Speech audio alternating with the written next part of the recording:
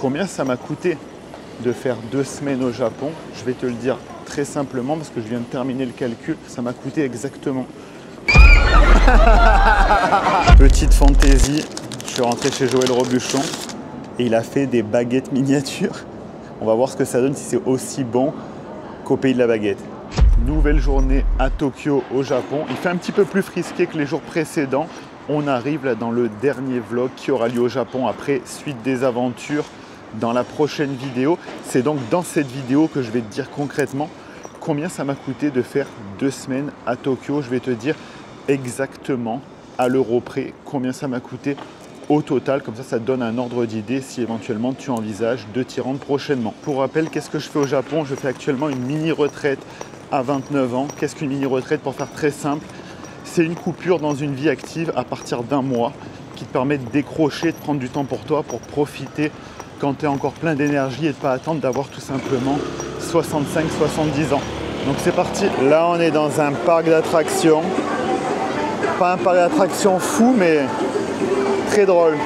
Surtout que pour la petite info, c'est une journée un petit peu particulière aujourd'hui parce qu'on est avec une amie japonaise et c'est elle qui nous a amenés ici. Elle a dit de vous amener dans un endroit qui est très sympa, donc on va voir ce que ça donne.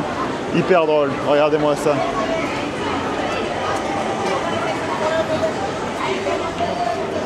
C'est une amie japonaise qu'on avait rencontrée en Australie, donc le monde est vraiment petit. Bon, on va faire un petit roller coaster. Hein.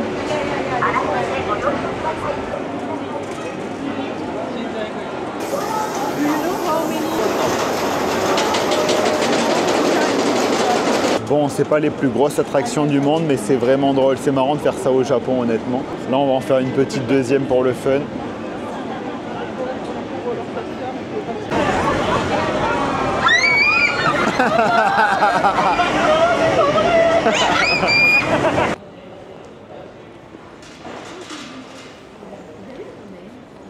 Bon, ben voilà comment commencer la journée du bon pied.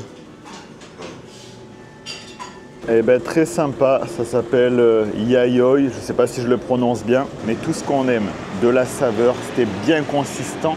Je crois même qu'il y avait riz à volonté, au top pour partir la journée.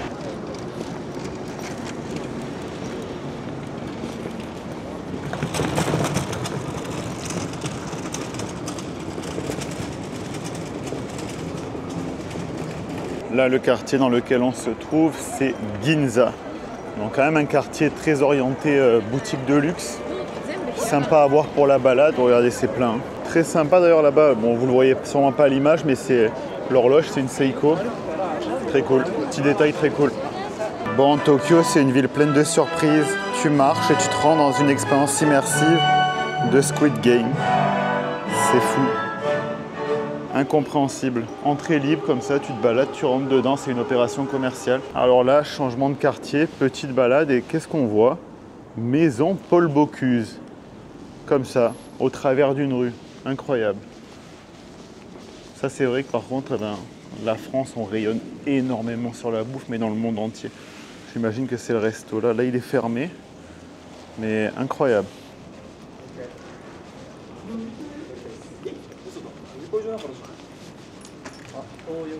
Et encore un Picard ici justement. Est-ce qu'il y a des produits français ou ils ont adapté? Ça fait quand même, il y a la frangipane, galette des rois, figue, chèvre, romarin. C'est fou, incroyable. Bienvenue chez Picard. Croissant, escargot. Cocorico, hein. Bon, ce vlog est complètement décousu, mais je te l'ai dit, je t'emmène dans la réalité du terrain, je te filme ce que je fais dans les grandes lignes, on parle, on discute, on parle de finances personnelles et de tout ce qui est relatif à ça. Là, on a bien mangé, c'était un resto de gyoza, délicieux, savoureux. Je te dirai le prix que ça va coûter juste ici à l'écran, comme ça te donne des idées sur le coût de la vie tout simplement. À la fin de cette vidéo, là, tu vas voir exactement combien j'ai dépensé pour 2 semaines à Tokyo. Comme ça, tu vas vraiment avoir une idée globale de combien ça pourrait éventuellement coûter si toi tu venais. Et c'est parti, il est 9h, je suis à Nakameguro, très sympa et c'est parti, ça continue. Bon, tu connais la chanson, qui dit voyager léger, dit lavage du linge. Là, j'en profite pour un petit peu travailler. On est sur une mini-retraite, mais je te l'ai dit, on travaille un petit peu. Là, en l'occurrence, c'est très chill, hein. Ça montre un des vlogs que tu es en train de regarder ou que tu as déjà vu au moment où celui-ci sort. Il reste quelques minutes et après la journée continue. On est proche de la fin du séjour à Tokyo, mais c'est pas fini. Nouvelle destination dans l'épisode d'après. Et là, à la fin de celui-ci, je te dirai au global combien ça m'a coûté 2 semaines à Tokyo. Là, on est à Roppongi. Très sympa, là, cette petite allée éclairée.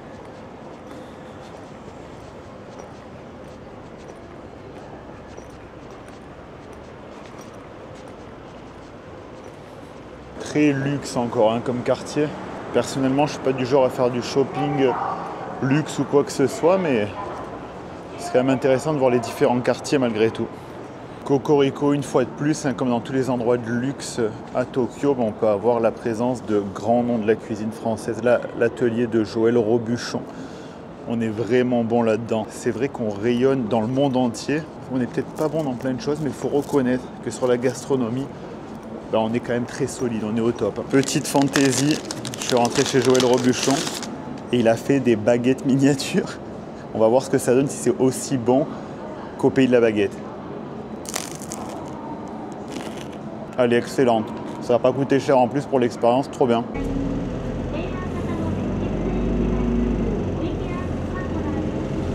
En plein cœur de la ville et le calme plat. On est sur un rooftop. Jardin à Shibuya, accessible totalement gratuitement. C'est tellement reposant. On est loin de l'agitation de la ville, de tous les bruits ambiants. C'est super qu'ils aient fait ça. Et il n'y a personne. Il n'y a pas grand monde. Je ne sais pas si les gens sont vraiment au courant. Je crois que c'est assez récent cet endroit-là. Il s'est fait pendant la pandémie, si je ne dis pas de bêtises. Mais hyper relaxant. Là on le voit, là, on est en hauteur, là c'est la ville. Hein. Dernier jour à Tokyo, les dernières petites balades. Regardez-moi cette devanture, ce dépanneur, c'est quand même assez impressionnant. Je ne sais pas si l'image rend hommage à la taille du truc, mais c'est magnifique. Bon, que de contenu décousu sur ce dernier vlog, mais nous y voilà. Là je suis à l'aéroport pour quitter le Japon tout simplement, en direction d'une nouvelle destination. Et donc ça m'amène au fameux moment où on va parler de combien ça m'a coûté de faire 2 semaines au Japon. Je vais te le dire très simplement parce que je viens de terminer le calcul. Ça m'a coûté exactement 2068 € pour ma personne. 2068 €, donc qu'est-ce que ça inclut? Très simple, ça inclut le vol, à savoir que c'est seulement un aller simple parce que je continue mes aventures vers d'autres horizons. Ensuite, ça inclut le logement et ça inclut la consommation sur place. Honnêtement, est-ce que c'est beaucoup, est-ce que c'est pas beaucoup? Ça dépend de chacun. Tout ce que je peux dire, c'est que est-ce que j'aurais pu dépenser moins si vraiment j'avais eu un budget plus restreint et que j'avais voulu? Oui, j'aurais pu vraiment dépenser moins parce que ne serait-ce que sur les repas, tu as tellement envie de découvrir que tu manges entre guillemets plus que ce que tu as faim. Tu as juste une curiosité d'essayer des choses. Mais donc j'aurais pu dépenser moins sur ce poste-là. Après, je me suis fait plaisir. Bon, à la fois, c'est une économie ailleurs parce que j'ai acheté quelques vêtements que j'achèterai pas plus tard. Je me suis refait au niveau de la garde-robe parce que j'achète très rarement des vêtements. Là, ça me plaisait, c'était un tarif abordable grâce au taux de change. J'ai même acheté un parfum japonais, enfin je me suis fait plaisir. Mais au moins tu as l'info, 2068 € pour 2 semaines. En précisant aussi que j'ai pas cuisiné le moindre repas, hein. Tous les repas ont été pris à l'extérieur. Ça a alterné entre des combini, donc les petites épiceries, des restaurants, street food, restaurants un peu plus chers. Tous les transports, ça inclut tout, hein. C'est vraiment au complet. Mais donc voilà le budget pour les 2 premières semaines de cette mini-retraite. Au passage, ça me permet de faire une petite parenthèse, de dire que oui, j'aime beaucoup le mouvement qui est autour de la retraite anticipée, de prendre sa retraite à 40 ans. Mais il y a des points que j'aime pas dans ça, dans ce mouvement-là. C'est le côté ultra privation. C'est vrai qu'on a souvent tendance à entendre réduire au maximum son niveau de vie pour faire un maximum d'économies. Et moi, ce que je préfère faire, c'est justement ça. C'est de, oui, évidemment, vivre en dessous de ses moyens, ça c'est la base des bases. Mais être capable de profiter au fur et à mesure comme je le fais, sinon à quoi bon? Donc est-ce que j'aurais pu investir ces 2000 € et faire plus d'argent avec? Évidemment que oui, ça aurait même été un très bon move parce que l'argent d'aujourd'hui vaudra plus tard quand il travaillera et qu'il va faire des intérêts. À un moment donné, il faut aussi savoir couper sur le rendement, sur les investissements pour aussi se faire plaisir. Ah et oui, j'ai failli oublier ça. Est-ce qu'il y a un truc particulièrement cher au Japon? Ben, c'est le dernier truc que j'ai payé là actuellement, c'est justement le transport, le trajet pour aller à l'aéroport. Donc il y a un système de transport en commun qui fonctionne super bien à Tokyo. Mais là, le problème, c'est que j'avais un vol tellement tôt que les transports en commun n'étaient pas encore ouverts. Donc j'ai dû prendre un taxi. Tout ce qui était application type Uber, Didi, ici c'est beaucoup Didi qui est l'équivalent du Uber, mais chinois, qui est également dans d'autres zones du monde. Ça coûtait quand même une belle somme, ça coûtait aux alentours des 200 $ canadiens parce que tu as une pénalité, entre guillemets, c'est majoré quand tu es très tôt dans la matinée. Il n'y avait pas d'autre option possible, mais c'est quand même rentable parce que le vol qui a été pris était tout simplement hyper intéressant. Donc généralement, j'essaie de prendre des vols plus tard déjà parce que c'est pas un plaisir de se lever super tôt pour aller à l'aéroport. Donc là, c'est ça, pour faire des économies, ce que j'ai pu faire, c'est de passer par Booking. Vu que je suis membre Genius, j'ai eu 10% de réduction, plus j'ai utilisé iGraal pour aller chercher du cashback, je crois que c'était 3 ou 4%, donc ça te rajoute une couche, ça te fait baisser la note, mais donc ouais, donc ça c'est très cher ici, donc si tu peux éviter, évite. Moi si j'avais pu éviter, j'aurais évité. Là je suis au terminal 3 de l'aéroport Narita à Tokyo. Malheureusement, tu sais, j'adore les salons d'aéroport, mais là il n'y en a tout simplement pas dans ce terminal. Mais dans les prochaines destinations, je vais pouvoir te faire visiter d'autres salons business. Et donc c'est parti pour de nouvelles aventures, nouvelles destinations que tu découvriras dans l'épisode suivant. J'espère que malgré tout cette vidéo t'aura plu, que tu aimes la série de cette mini retraite, qu'elle te plaît. Si tu as des questions, des commentaires, tu peux me les mettre juste en dessous. Tu peux t'abonner à la chaîne YouTube, activer la cloche pour être au courant quand une nouvelle vidéo sort.